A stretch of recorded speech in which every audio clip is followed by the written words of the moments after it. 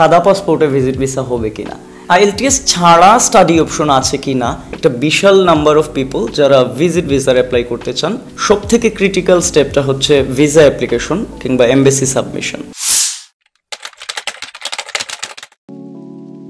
এটা যে কোনো ধরনের ভিসার ক্ষেত্রেই সব থেকে ক্রিটিক্যাল স্টেপটা হচ্ছে ভিসা অ্যাপ্লিকেশন কিংবা এমবেসি সাবমিশন। এমবেসি সাবমিশনের পরে যেটা দেখা যায় যে খুবই কোয়ালিফাইড স্টুডেন্ট কিংবা খুবই কোয়ালিফাইড ভিজিটর অ্যাপ্লিক্যান্ট সকল ডকুমেন্টস, সকল কাগজপত্র, ব্যাংকে ইনাফ ফান্ড, যথেষ্ট ওয়ার্ক এক্সপিরিয়েন্স, এডুকেশনাল কোয়ালিফিকেশন সব কিছু থাকার পরও এমবেসিতে যাবার পর অ্যাপ্লিকেশন রিফিউজ হয়। সো ভিসা অ্যাপ্লিকেশন, সেটা স্টুডেন্ট ভিসা হোক কিংবা ভিজিট ভিসা হোক, ভিসা অ্যাপ্লিকেশন রিফিউজ হওয়ার ক্ষেত্রে কমন কিছু গ্রাউন্ড আছে।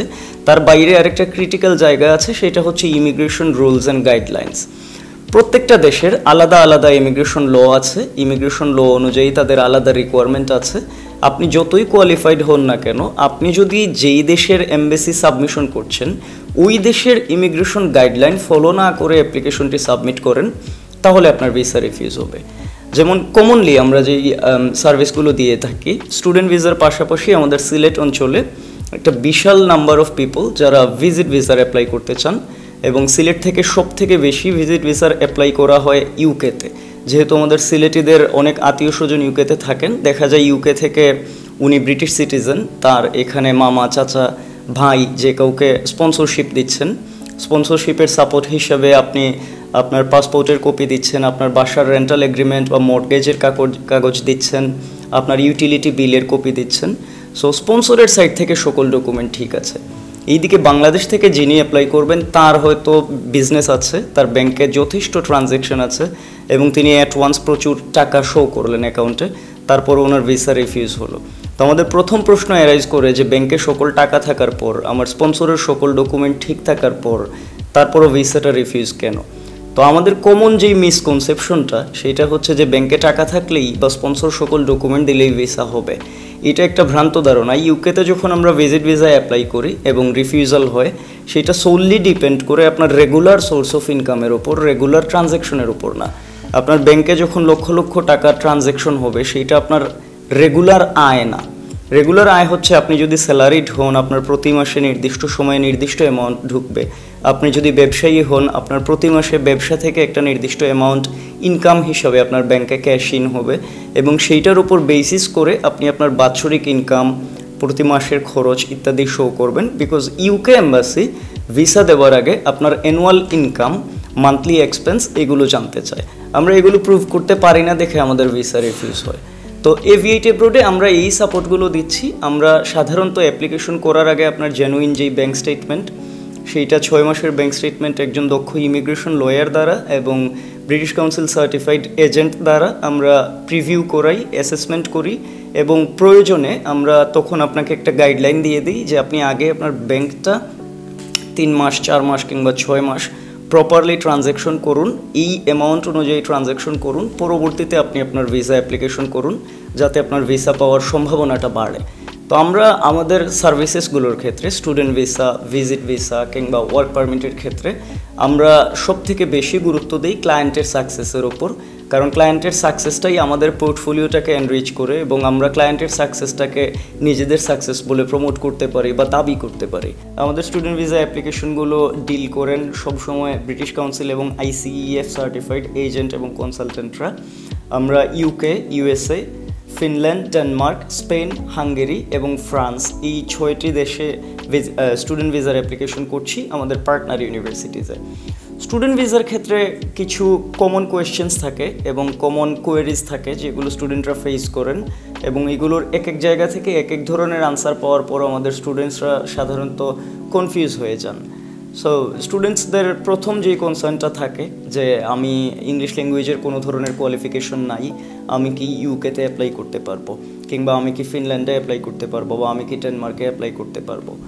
ইন জেনারেল প্রত্যেকটা দেশের ভিসা পাওয়ার জন্য ইংলিশ ল্যাঙ্গুয়েজের একটা রিকোয়ারমেন্ট থাকে, সেইটা ইউনিভার্সিটির ক্ষেত্রে।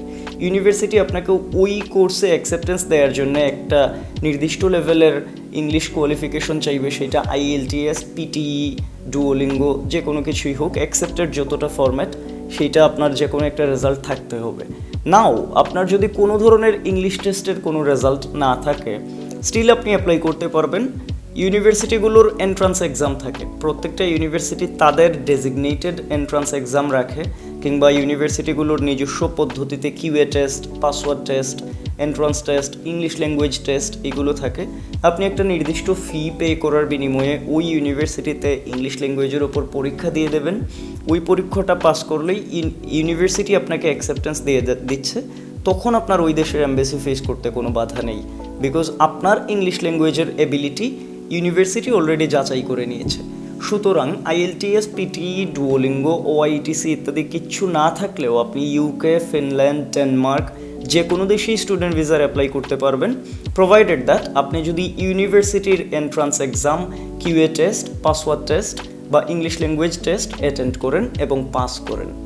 দ্বিতীয়ত, সব থেকে কমন ইনকোয়ারি আমরা যেটা রিসিভ করি যে আমি স্পাউস নিয়ে যেতে পারবো কিনা। স্পাউস নিয়ে বিদেশে যাওয়ার জন্য স্টুডেন্ট ভিসা গেটওয়েতে সব থেকে কমফোর্টেবল এবং ইজিয়েস্ট গেটওয়ে হচ্ছে ডেনমার্ক।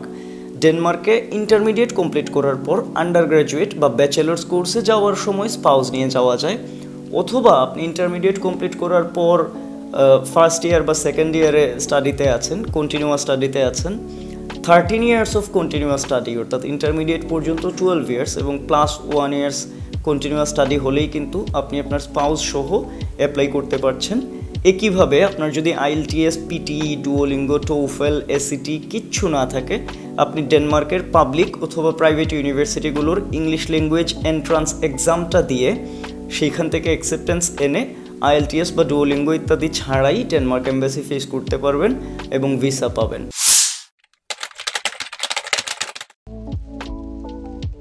প্রথম সবথেকে বেশি কমন যেই প্রশ্নটা আমরা শুনি যে সাদা পাসপোর্টে ভিজিট ভিসা হবে কিনা। প্রথমত সাদা পাসপোর্ট বলে কিছু নেই। সাদা পাসপোর্ট বলতে আমরা সাধারণত মিন করি যে আগে কোনো ভিজিট করা হয়নি, কোনো দেশে যাওয়া যায়নি। আমি একটা বিষয় ক্লিয়ার করি, পৃথিবীর কোনো দেশের আইন অনুযায়ী, ইমিগ্রেশন ল অনুযায়ী এইটা বলে না যে আমার দেশের ভিজিট ভিসার জন্য আবেদন করতে হলে আপনার এর আগে অমুক অমুক অমুক দেশ কিংবা স্পেসিফিক্যালি 2টি দেশ বা 3টি দেশে ভিজিট ভিসা থাকতে হবে। এই ধরনের কোনো ধরাবাঁধা নিয়ম থাকে না সাধারণত। কিন্তু আপনার যদি প্রিভিয়াস ভিজিট থাকে, আপনি এর আগে ইন্ডিয়াতে গিয়ে এসেছেন কিংবা শ্রীলঙ্কাতে গিয়ে এসেছেন, মালদ্বীপস ট্রাভেল করেছেন বা অন্য কোথাও ট্রাভেল করেছেন, উমরা করেছেন, এইটা ওই জায়গায় ভ্যালুয়েট করে, এইটা প্রমাণ করে যে এর আগে আপনি ইন্টারন্যাশনাল ট্রাভেল করেছেন এবং আপনার ভিসা বৈধ থাকা অবস্থায় আপনি ফেরত এসেছেন। এটা আপনার জেনুইনিটি, আপনার ইন্টেনশন, আপনার অথেন্টিসিটি, এই ব্যাপারগুলো প্রুভ করে। স্টুডেন্ট ভিসা নিয়ে আরও কিছু মিসকনসেপশন আমরা পয়েন্ট আউট করতে পারি। স্টুডেন্ট ভিসা নিয়ে স্টুডেন্টদের মধ্যে সবথেকে বড় যেই ভীতিটা কাজ করে যে আমি আসলে কোর্স কমপ্লিট করার পর জব অপশন কীরকম, আমি ওইখানে জব পাবো কি না, বা ওইখানকার জব মার্কেটের অবস্থা কী। এই ক্ষেত্রে আমাদের প্রাইমারি উইকনেস হচ্ছে আমরা ইংরেজিতে দুর্বল, আমরা ইংরেজিতে কমিউনিকেটিভ থাকি না, কিংবা আমাদের IELTS নিয়ে ভীতি কাজ করে। সেই ক্ষেত্রে আমরা আফটার স্টাডি জব অপশনের জন্য আমরা উইক হই। আমাদের থেকে কম্পারেটিভলি ইন্ডিয়ানরা বেটার জব পায়, কারণ তাদের ইংরেজির কমিউনিকেশন দুর্দান্ত। তো যে কোনো দেশে আপনি জব পাওয়ার ক্ষেত্রে এইটা মোর দেন 50% ডিপেন্ড করে আপনার ওপর, আপনি আপনার ইংলিশ কমিউনিকেশনের লেভেলটা কতটুকু বেটার করতে পারবেন সেইটা। দ্বিতীয়ত, জব পাওয়ার ক্ষেত্রে গ্যারান্টিড জব আপনাকে অফার করতে পারে আপনি যদি প্রফেশনাল কোর্সে স্টাডি করতে চান। আমরা ইউনিভার্সিটি অফ ভ্যালেন্সিয়ার আন্ডারে কিছু প্রফেশনাল কোর্স অফার করছি, যেমন Spanish language diploma. Spanish language diploma আমরা অফার করছি 1 বছরের একটি কোর্স, যেটাতে 6 মান্থস আপনাকে স্প্যানিশ ল্যাঙ্গুয়েজের ওপর A1 A2 লেভেল, অর্থাৎ ভেরি বেসিক লেভেলে আপনাকে স্প্যানিশ ল্যাঙ্গুয়েজের ট্রেনিং দেওয়া হবে। 6 মাসের স্প্যানিশ ল্যাঙ্গুয়েজের ট্রেনিংয়ের ক্লাসগুলো হবে ইউনিভার্সিটি অফ ভ্যালেন্সিয়ায়। ইউনিভার্সিটি অফ ভ্যালেন্সিয়ার আন্ডারে এই ক্লাসটা করার পর পরবর্তী 6 মাস ইউনিভার্সিটি অফ ভ্যালেন্সিয়ার কিছু অথরাইজড ইনস্টিটিউটে আপনাকে ট্যুরিজম রিলেটেড ট্রেনিং দেওয়া হবে। সেটা হতে পারে bartender, barista, front desk executive, housekeeping, hotel সেক্টরের বিভিন্ন ধরনের কাজ এবং এই রিলেটেড ভোকাবুলারি এবং ফ্রেজেস। সো ফার্স্ট সেমিস্টারে আপনি যখন স্প্যানিশ ল্যাঙ্গুয়েজ ডিপ্লোমা ক্লাস করবেন, সেকেন্ড সেমিস্টারে আপনি ট্যুরিজম রিলেটেড যখন আপনি একটি ট্রেনিং নেবেন, 12 মাসের এই কোর্সটি কমপ্লিট করার পর কোলাবোরেটেড ইনস্টিটিউটে আপনি 3 মাসের একটি ইন্টার্নশিপ পাচ্ছেন পেইড। এই ইন্টার্নশিপ পিরিয়ডে আপনার অ্যাকোমোডেশন এবং মিল এই দুটোই প্রোভাইড করবে আপনার এমপ্লয়ার, এবং পার মান্থ একটি অনারিয়াম পে করবে 300 ইউরোস।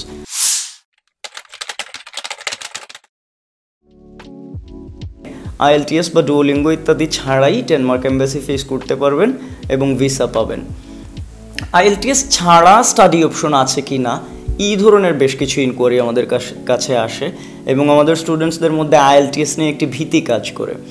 IELTS ছাড়া স্টাডি অপশন হচ্ছে আপনি যদি রিকগনাইজড কোনো পাবলিক অথবা প্রাইভেট ইউনিভার্সিটি থেকে অনার্স কমপ্লিট করেন, আপনার অনার্স যদি সর্বশেষ 5 বছরের মধ্যে কমপ্লিট হয়ে থাকে এবং আপনার টিচিং মিডিয়াম যদি ইংরেজি হয়ে থাকে, তাহলে আপনি আপনার শিক্ষা প্রতিষ্ঠান থেকে MOI বা মিডিয়াম অফ ইনস্ট্রাকশন সার্টিফিকেটটা নিয়ে আসবেন।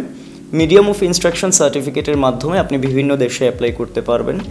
দ্বিতীয়ত, without IELTS, without English language requirement study options সবথেকে বিউটিফুল কোর্সেস অফার করছে স্পেন।